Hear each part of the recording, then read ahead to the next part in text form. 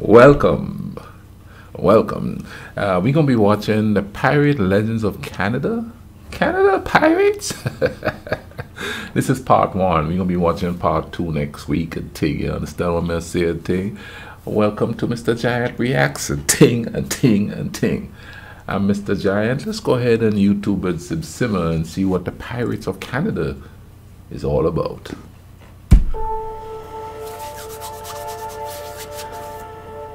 This is Île Haute, the place the Mi'kmaq call Mascousatek. It's a strange place, a giant wedge of land that seems to float out here in the Bay of Fundy, 8 kilometers offshore. At least that's where Île Haute is now. According to legend, this entire island moves every 7 years. What? By magic. And if you're out here when it does, people say you'll bear witness to a chilling spectacle.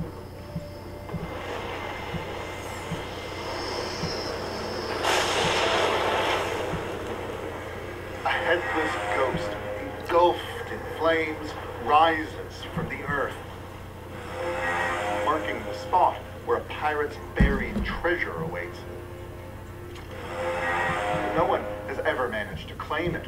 According to the stories, only 3 people have ever even seen the ghost. It killed 2 of them and drove the other one mad. But that hasn't scared off the treasure hunters.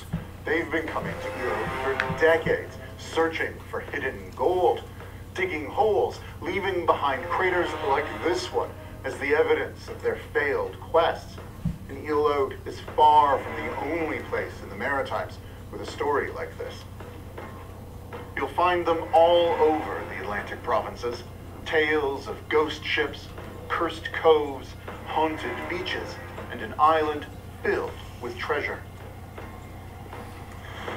While the East Coast isn't actually filled with pirate gold, they never really buried their treasure. Those myths and legends are more than just tall tales. They're clues, hinting at a real history, pointing to a time when swashbuckling pirates really did sail Canadian seas, when buccaneers and privateers transformed the East Coast through terror, daring, and dastardly deeds. This is the true story of the real pirates who once ruled these waters. This is Canadiana. All right, let's just get that going.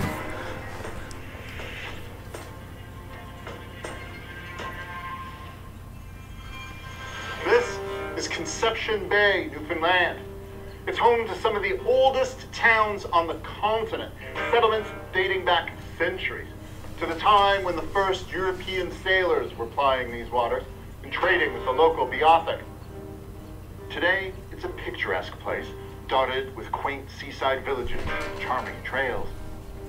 But 400 years ago, it was far from friendly. This was one of the most notorious places on the continent.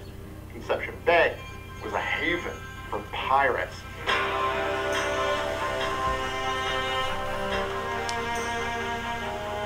And it all started the way so many stories on the East Coast begin, with this. Cod. Oh. Local First Nations, like the Mi'kmaq and the Beothuk, have been feasting on the fish for thousands of years by the time the Italian explorer Giovanni Caboto came to the place we now call Canada. He was blown away by how many fish there were. He claimed there were so many he could barely sail through them. Schools so thick you could walk across the water on their backs. Wow. Word got out fast. Soon the seas of the East Coast were filled with hundreds of European ships, British, French, Spanish, Portuguese, Basque, all looking to make a fortune off the cod. But as strangers to the continent, they struggled to establish permanent settlements along the coasts. The winters were especially brutal. And when the merchant John Guy founded the first British colony in Canada, here at Cupper's Cove, now called Cupid's, he had to deal with more than just starvation, scurvy, and the elements. He had to contend with Peter Easton, the pirate admiral. Easton was a British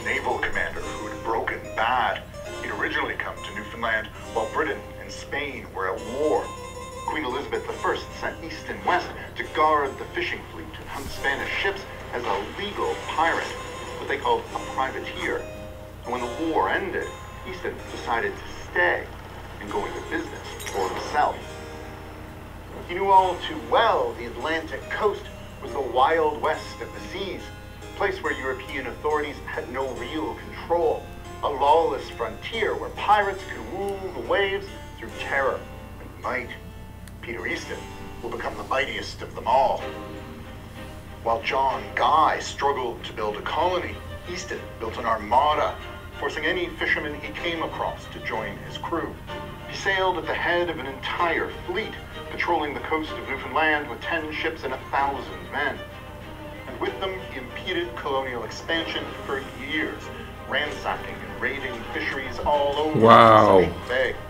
Easton was cunning and ruthless, but he wasn't your typical brazen, debaucherous pirate. He was an organized, practical criminal. He turned nearby Harbor Grace into his headquarters, transforming it from a seasonal fishing village into a fortress where he could protect his wealth. It was from there that he launched his raids, including his most famous one. Easton is... Now, who better than to do that than somebody, you know, in the Navy there? Wow. Now, I've never heard of this guy before. This is quite interesting so far, you know what I mean? Though it was terror and stuff like that, come to think of it, it's a smart business decision, you know what I mean? Hey, everything is over, you know what I mean? How am I going to make a living? Can I go back home and join the gentry and stuff and live in, you know, back in England? Or do I amass a fortune and live here where there is nothing to stop him from doing what he's going to do? You know, to get the spoils of pillaging and thing like that. Wow. No, I didn't even know this stuff was happening. I've never heard this before, and this is quite interesting. Canada? Piracy? And his crew of Newfoundland fishermen headed all the way south to Puerto Rico, where they did what no one had ever been able to do before: storm the impenetrable citadel of El Morro. They seized an incredible bounty: silver from Spanish mines, Incan, Mayan, and Aztec ornaments encrusted with jewels, and to top it all off, a Spanish treasure ship filled with riches. It was one of the largest hauls ever plundered. And when they sailed home to Harbor Grace, only to be ambushed by the French and Basque pirates who filled the power vacuum while they were gone, well, they fought their way in. Easton lost 47 men, but he sank or captured every single enemy ship, recapturing his base and cementing his place in the lore of Conception Bay. By the time he retired to a life of luxury in France, Peter Easton had amassed one of the biggest pirate fortunes ever, and he'd ushered in a new age. For the next century and a half, the world's oceans would be overrun by rogues and brigands. They would prey on the horrific slave trade in West Africa, the riches of the Indian Ocean's trade routes, and the spoils of colonialism in the Caribbean. And though Easton was retired, it was thanks to his blueprint that Canada's East Coast was going to become a critical part of it all. The golden age of piracy was just getting started. See, when I think of pirates, you know what I mean? Maybe because I was born and raised in the Caribbean, I think of, you know, pirates in the islands, you know what I mean? Didn't realize that up in that frozen tundra up there were pirates up there. Man, can you imagine the life those people live on those ships? And when it gets really cold, did they still go out and pillage and stuff and attack ships and all of that? Wow. This is Trepassey, Newfoundland. And 300 years ago, this is where a man named Thomas Howe worked. His days were an endless slog, up at dawn and out in a small boat, hand-lining for cod, one at a time, until his hull was full and he could head back to shore to gut it, salt it, and dry it. It was a horrible job, and he made very little money. But his life would soon change forever. In June 1720, a galleon sailed into this harbor. Cannons blasting, trumpets blaring, war drums beating, and black flag waving. On deck was a strange captain, dressed in the finest clothing, with gold chains, a diamond-encrusted crucifix, and a red feather in his hat. It was none other than the dreaded Black Bart Roberts, arguably history's most successful pirate, the one who basically invented the stereotype we know so well today. And he'd come to Trepassey looking for recruits. The 1600s had been a time of war, but when those wars ended, it left sailors unemployed or facing grueling, low-paying work. The swashbuckling life of a pirate was much more alluring. The seas were flooded with them, legendary names like Blackbeard, William Kidd, Anne Bonny, and Captain Morgan.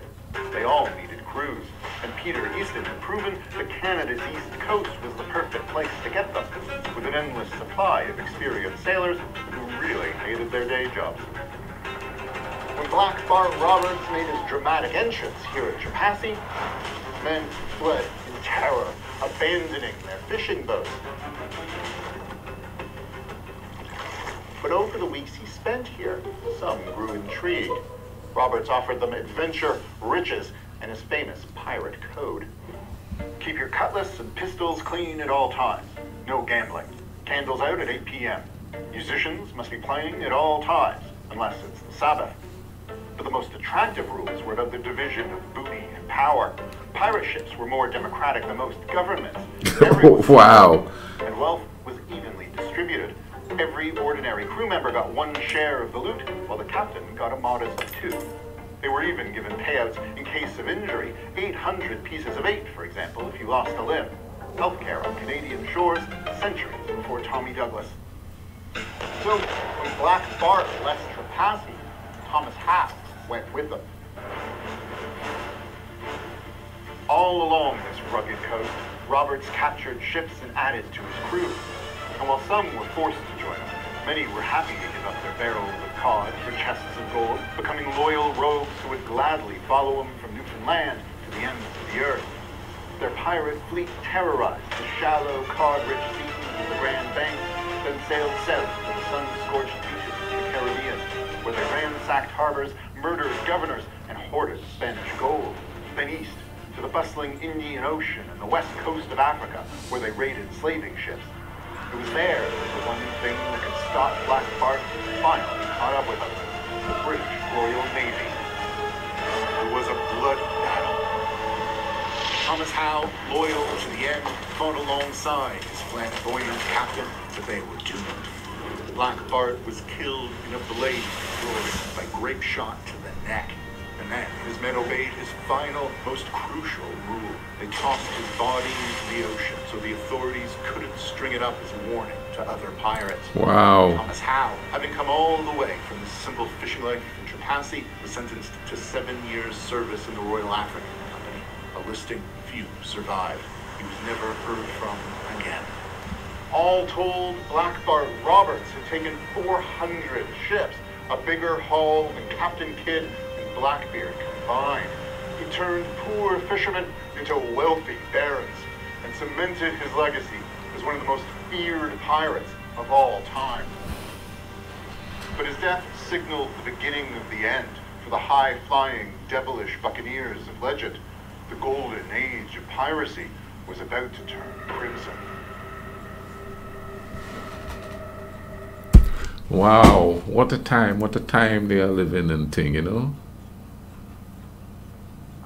I don't know, that excited me there, man. You know, that's really cool there. You know, I come back next week for the next part 2 and thing, you know what I mean? So I've heard of Black Bart,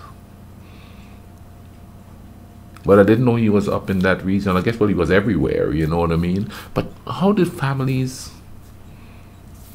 work then? Like, if you're a poor fisherman and you got a family to feed and stuff, you could be gone for years or never come back. Wow, you know what I mean?